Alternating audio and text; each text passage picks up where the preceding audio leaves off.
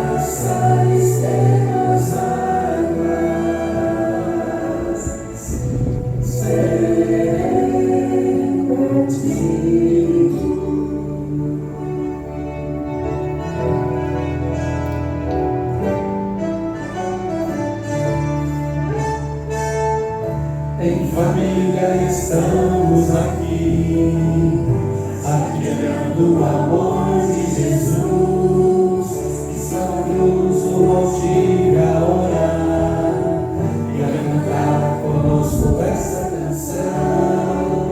A alegria de vê-lo aqui, pulsa forte no meu coração, sim, o amor que nos une então, nesse aperto de mão.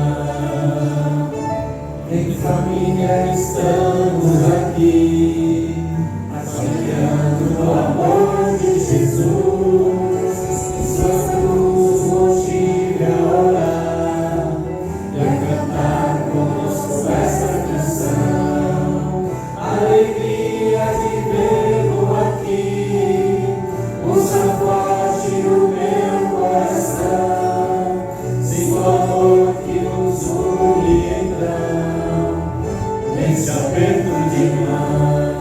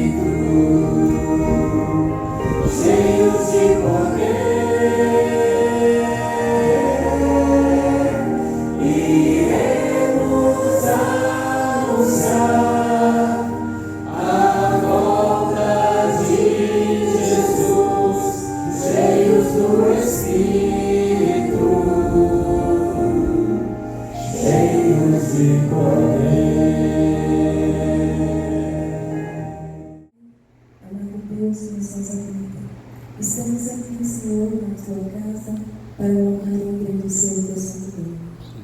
Queremos pedir, Senhor, que o Senhor possa se fazer presente aqui, para que nós possamos sentir a tua presença. Queremos te pedir, Senhor, que o Senhor visite as pessoas que não vieram aqui te louvar nesse dia maravilhoso, nesse domingo de noite. Que o Senhor possa tocar em seus corações, onde eles estiverem, e sentir o desejo ardente de estar na tua casa, te louvando e engrandecendo o teu nome. Queremos também, Senhor, pedir uma bênção especial sobre o pregador nessa noite. Que o Senhor possa abençoá-lo e que a palavra que ele trouxer aqui nessa noite, que venha tocar verdadeiramente o nosso coração. Te pedimos e te agradecemos por este dia, por este momento, pelo dom da vida, pelo dom da saúde. É o que nós te pedimos e agradecemos por Jesus. Amém. De que nesse ano eu pregaria em todos os cultos. Amém. Só que quando eu tomei essa decisão, entre Natal e Ano Novo, os pastores já haviam saído de férias. Então não consegui fazer agenda com eles, né? E aí foi uma luta aí, eu liguei para o irmão Arnaldo e falei, irmão, não consegui fazer agenda. Aliás, eu nem cheguei a falar isso, né? Eu só falei, irmão, hoje como que tá, tem como? Ele falou, pastor, deixa eu ver aqui. E aí depois retornou dizendo que tinha dado certo. Queridos, eu quero compartilhar aqui com vocês, mas agora amanhã, né? Amanhã é dia 20, os pastores já estão de volta. E aí eu quero já fazer minha agenda com eles do ano aí, que normalmente nós fazemos o principal dia, né? Que é o sábado. Já fazemos a agenda aí, minha agenda já está pronta até o final do ano.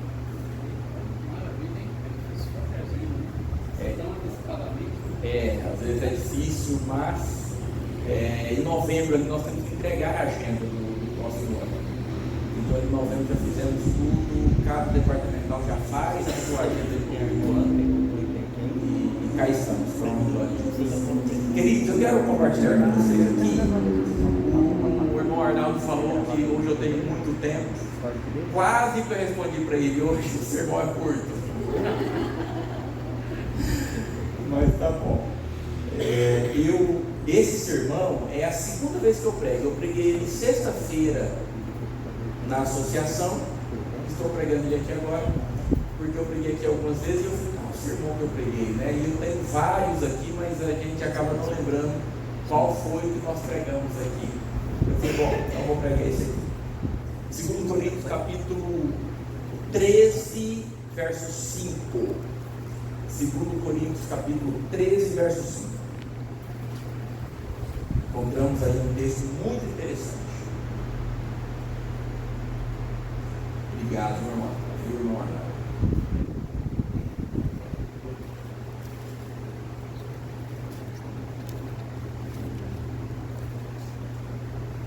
Segundo Coríntios, capítulo 13, verso 5. Posso ler?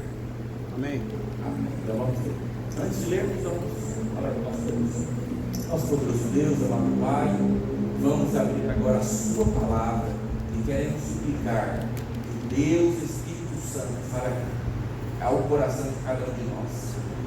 Meu Deus, traduz essa mensagem de acordo com a nossa necessidade. Que possa ser uma mensagem da tua palavra, das tuas orientações, do teu desejo, do teu plano para a nossa vida. Em nome de Jesus. Amém. Amém. 2 Coríntios capítulo 13, verso 5 diz assim, examinem-se para ver se realmente estão na fé. Provem a si mesmos, ou não reconhecem que Jesus Cristo está em vocês, a não ser que já tenham sido o quê? Estão lendo comigo, irmão? A não ser que já tenham sido o quê? Isso, 2 Coríntios capítulo 13, verso 5.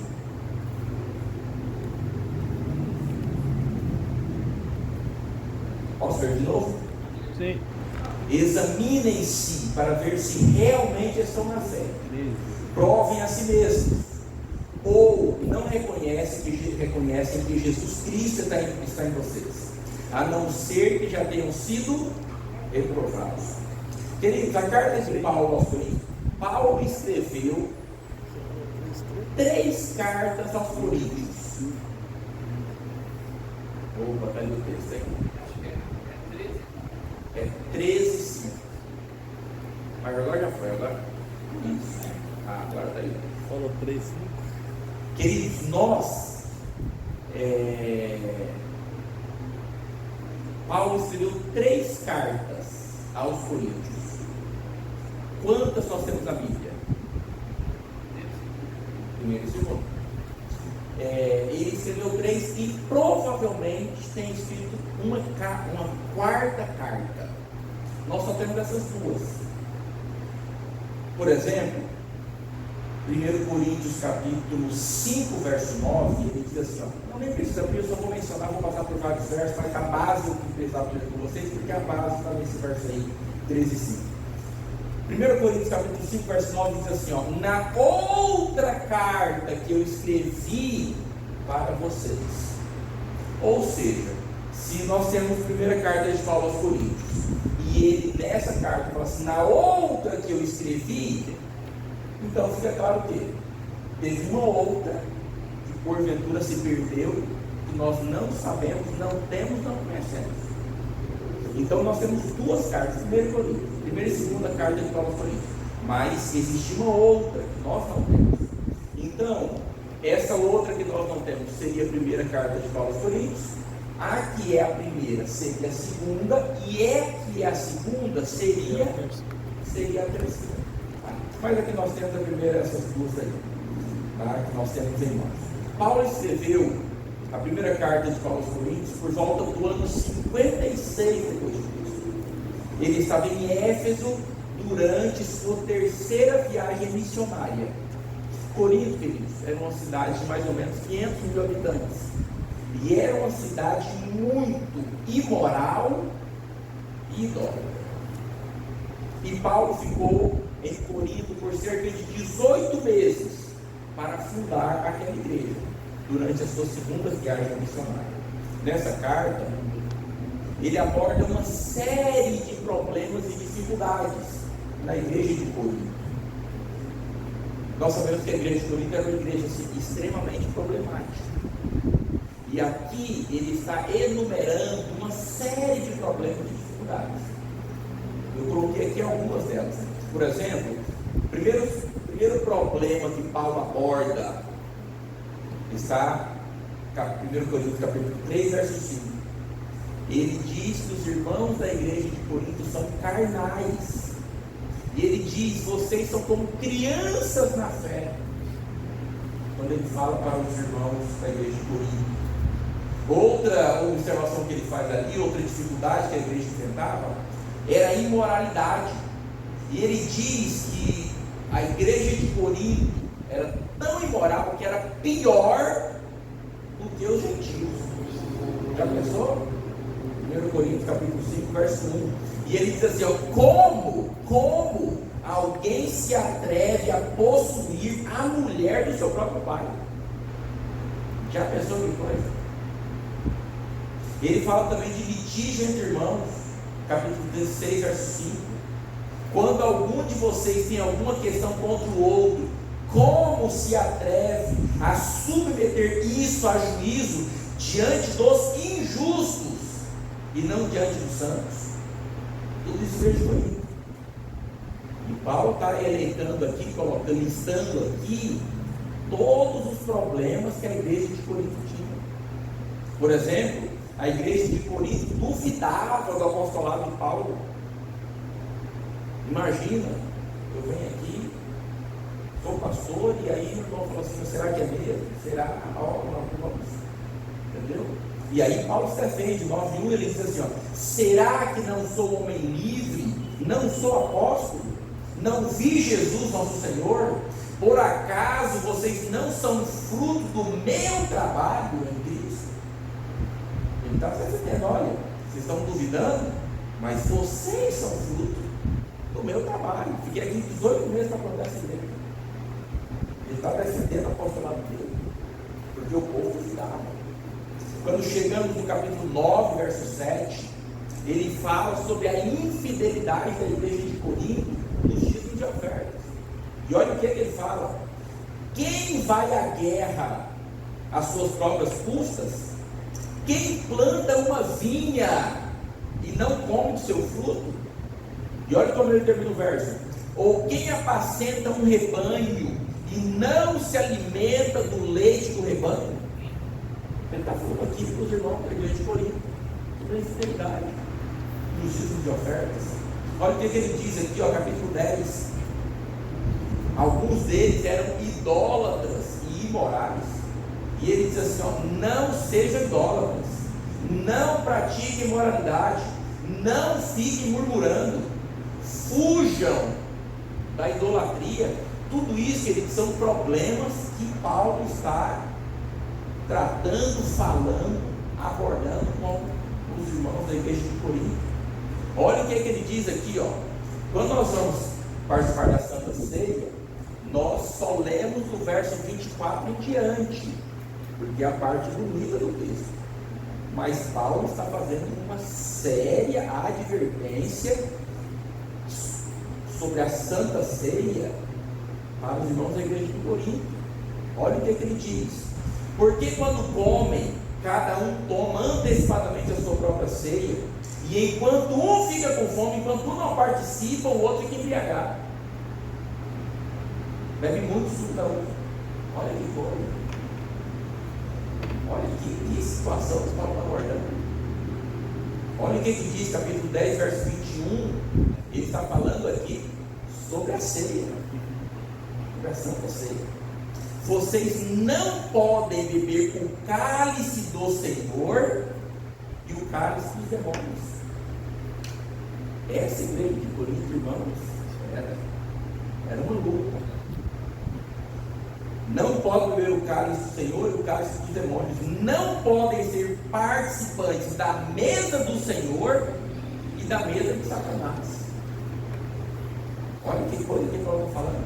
Então, e tudo isso aqui ele falou na sua primeira carta aos Coríntios. Na segunda carta, ele foi mais brando, ele foi mais leve. Porque na primeira ele chicote estralou, como diz, né, o ditado popular. Quando chega na segunda parte, Paulo aborda sobre a importância de cuidarmos uns dos outros. Ele diz assim, ó, 2 Coríntios capítulo 1, verso 4: é Ele que nos consola de todas as nossas lutas, para que, pela consolação que nós mesmos recebemos de Deus, possamos consolar os que estiverem em qualquer espécie de dificuldade. Essa versão aí parece que é outra, né? É um 4 esse aí? Não, tá certo, 2 Coríntios, eu passei para 2 Coríntios. Enfim, é outra versão. Aqui Paulo, no capítulo 4, verso 17, Paulo fortalece a fé dos cristãos em meio às dificuldades. E ele diz assim, ó: porque a nossa leve e momentânea tribulação produz para nós um eterno peso de glória, acima de toda comparação. Sobre Cristo, na vida do cristão, no 5,17, 2 Coríntios 5,17: e assim, se alguém está em Cristo, é nova criatura. Então vocês viram aqui, ele está falando ainda sobre o desenvolvimento da vida espiritual, mas aqui na segunda carta ele está bem brando, né? Porque na primeira ele pegou muito errado. Quer dizer, nem sei se pegou verdade. Se ele falou que ele estava ali, isso ele estava em decisão. Na conclusão da segunda carta de Paulo, ele coloca esse verso que é a base da nossa reflexão aqui nessa noite. E ele fala, na conclusão da sua segunda carta, Paulo, o que na minha opinião é um dos maiores conselhos bíblicos de Paulo. E ele diz: examinem-se para ver se realmente estão na fé. Irmãos, se essa é a base da mensagem essa noite, nós precisamos nos examinarmos para vermos se estamos na fé, se de fato estamos na fé. No decorrer da história do cristianismo, foram muitos que desviaram da senda da verdade, porque deixaram de fazer uma autoanálise, deixaram de fazer uma autoavaliação, deixaram de avaliar sua própria vida espiritual e conduta como cristãos. Eu me lembro do meu primeiro concílio de aspirantes. Primeiro, são 4 que nós participamos até sermos ordenados. O primeiro, o segundo, eu me lembro, amei, me lembro muito bem. O terceiro e quarto, você quer mais ser ordenado logo, então você já vai quase empurrado. Mas no meu primeiro concílio, o pastor Valiante, não sei quando se conheceram, ele nos entregou um texto. E esse texto tem guardado até hoje, e eu recorro a ele com muita frequência. O texto, o título é O Exame de Si Mesmo. Obreiros Evangélicos, página 275, 276. E aqui ele vai dizer assim: tornem os adventistas do sétimo dia as ações de cada dia assunto de acurada reflexão e deliberado exame, a fim de conhecerem melhor os próprios hábitos de vida. Mediante a íntima análise de cada circunstância da vida diária, deveriam conhecer melhor os próprios motivos e os princípios que os regem. Muitos recebem aplausos por virtudes que não possuem. Aquele que analisa os corações, pesa os motivos, e muitas vezes ações altamente louvadas pelos homens são registradas por Deus, compartindo de egoísmo e hipocrisia. Conhecer-se a si mesmo salvaria a muitos de cair em graves tentações e evitaria muitas derrotas. O exame de si mesmo. Precisamos fazer uma autoanálise da nossa vida como cristãos.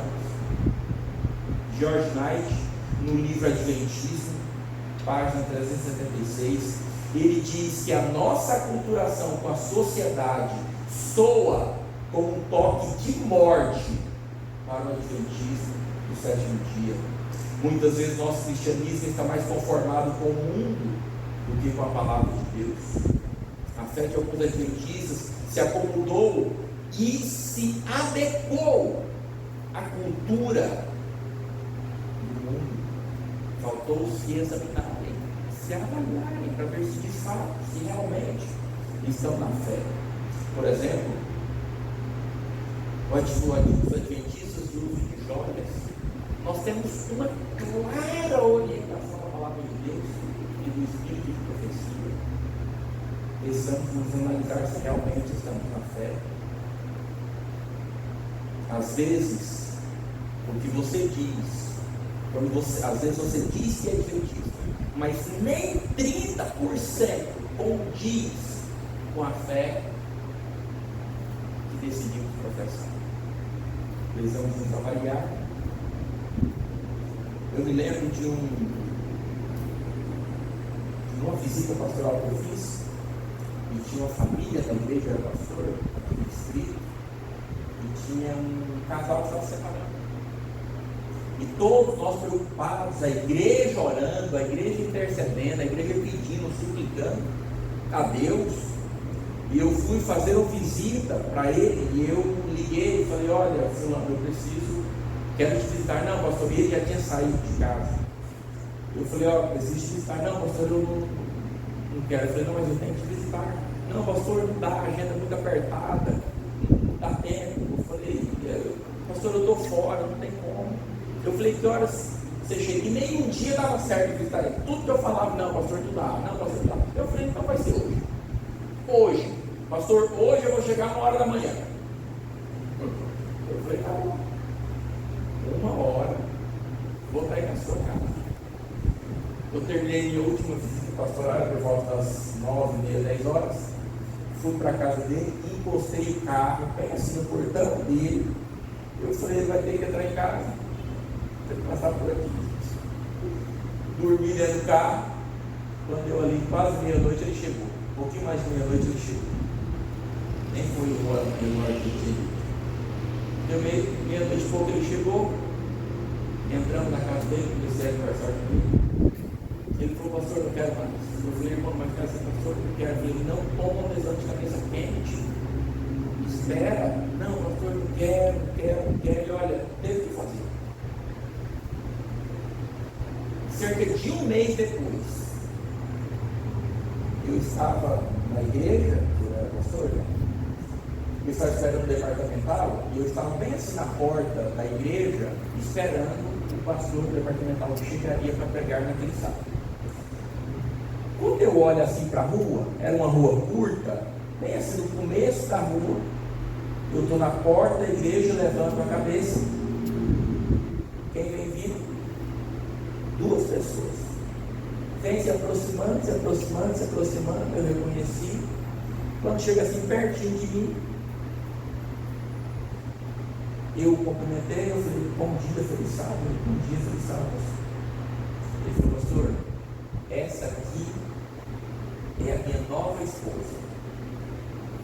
Você olha para a cara do indivíduo, do cidadão, você olha bem para ver, ele está brincando, ele está contando uma piada, ele está doido, o quê? Ele trocou de roupa e acha que casamento é só trocar de roupa. Como trocar de roupa?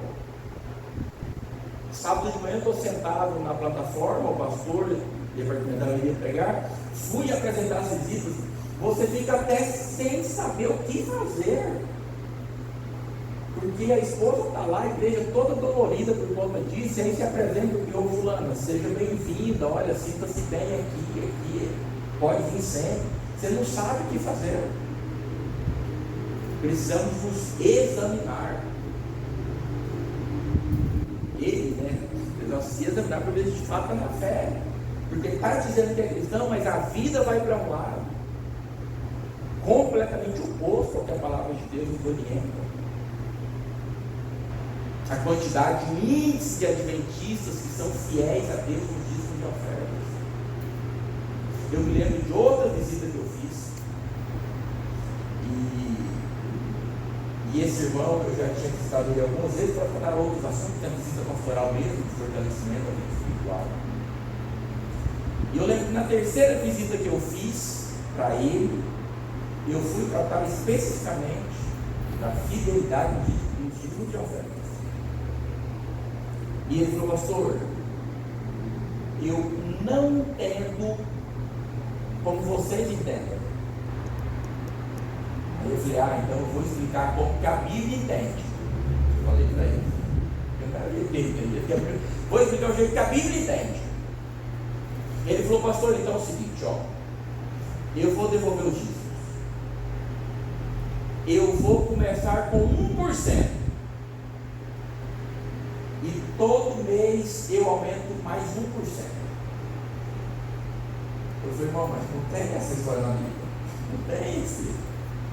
Ou você segue o que a Bíblia orienta, ou você não segue, a escolha é sua. Você é livre para isso.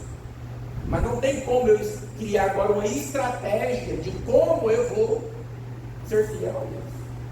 Precisamos nos examinar para ver se de fato nós estamos na fé.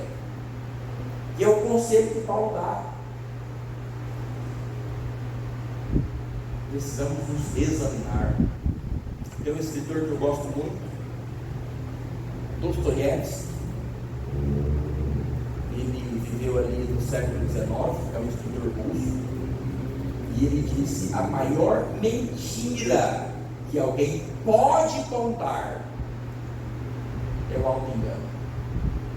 E ele diz: tem pessoas que mentem tanto para si que lastimavelmente acabam acreditando nas próprias mentiras. Então nós precisamos, se nós conhecemos, precisamos tomar uma decisão se de fato nós estamos na fé. George Knight, no livro Adventismo, ele diz baseados na ética protestante de prosperidade e riqueza, muitos adventistas têm implantado o seu reino na terra e sentem pouca necessidade do reino dos céus. Tudo, né? Tudo. Às vezes fico observando as lutas ministeriais de alguns pastores para ver os desafios que eles enfrentam. E é impressionante a quantidade de energia que é gasta resolvendo problema de briga entre irmãos. É impressionante. Eu me lembro de uma situação, duas famílias estavam ali brigados. E assim, todo mundo pode acontecer aí ter seus desafetos, né? Mas quando você fomenta aquilo, quando você causa em briga, aí é uma situação mais grave.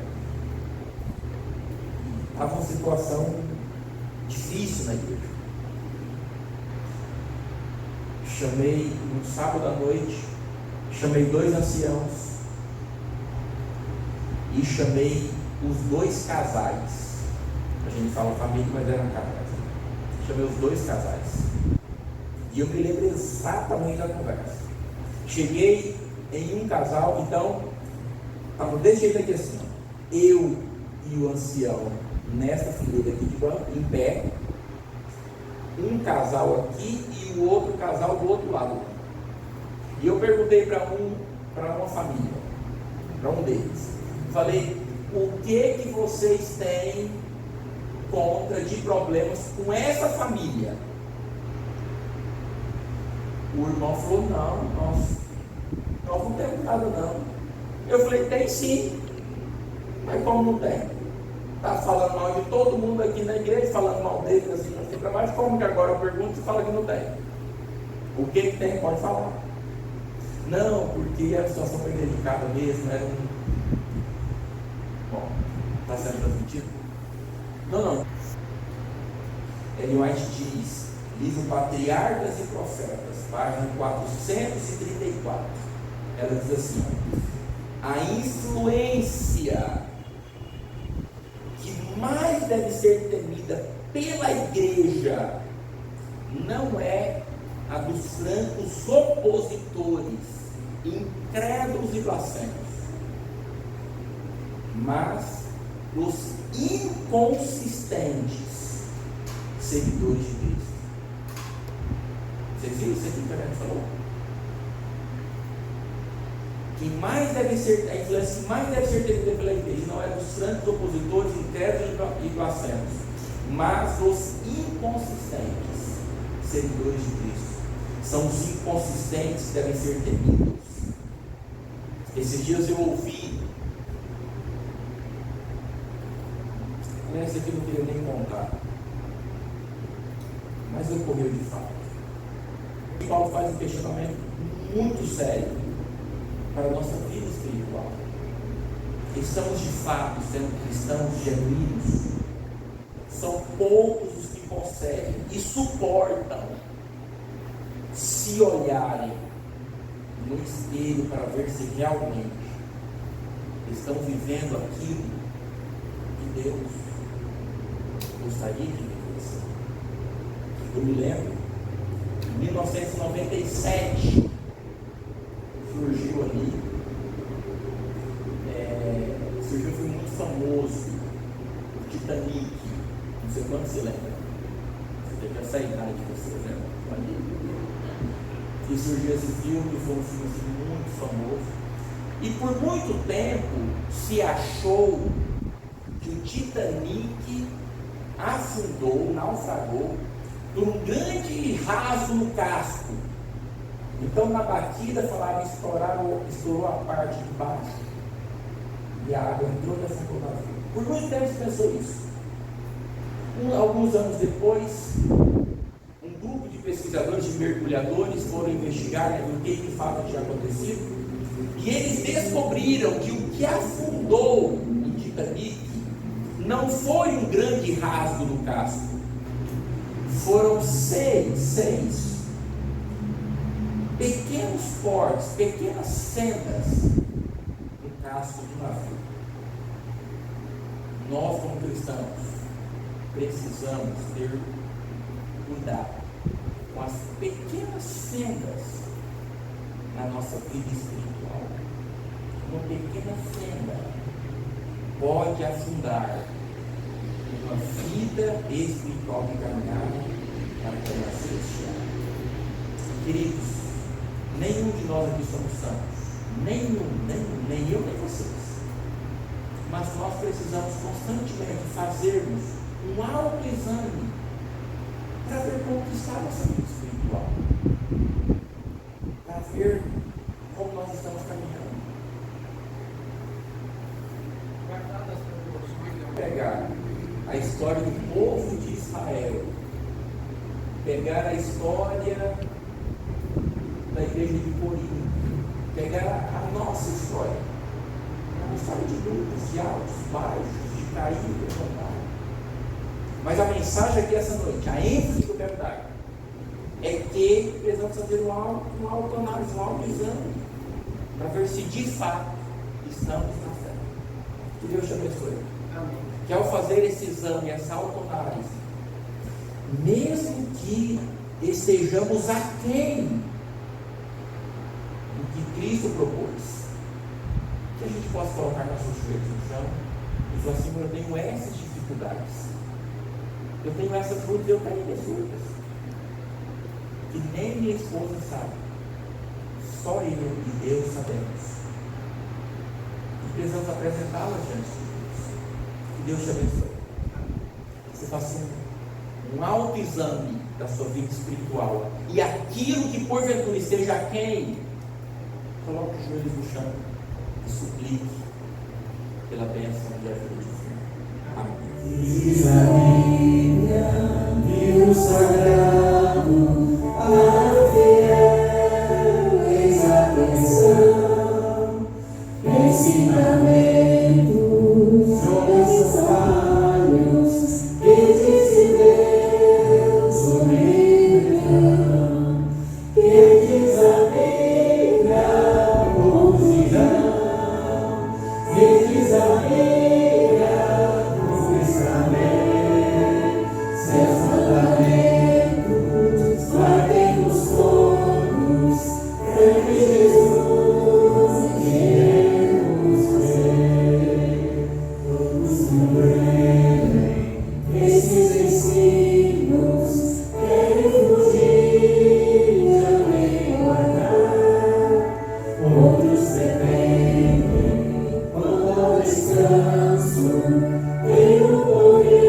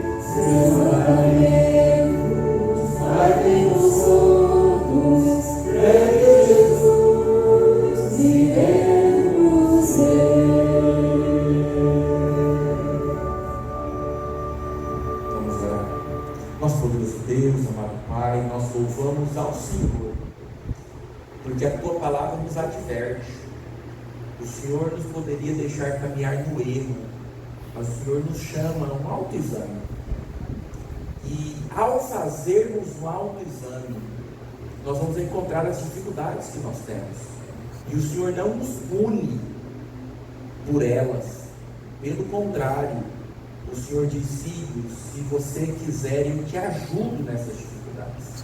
E nós te louvamos porque o Senhor nos ajuda, nos auxilia E eu quero agradecer ao Senhor por esse auxílio, no meio das lutas que nós temos. Somos falhos, somos pecadores, mas o Senhor nos propôs a nos ajudar.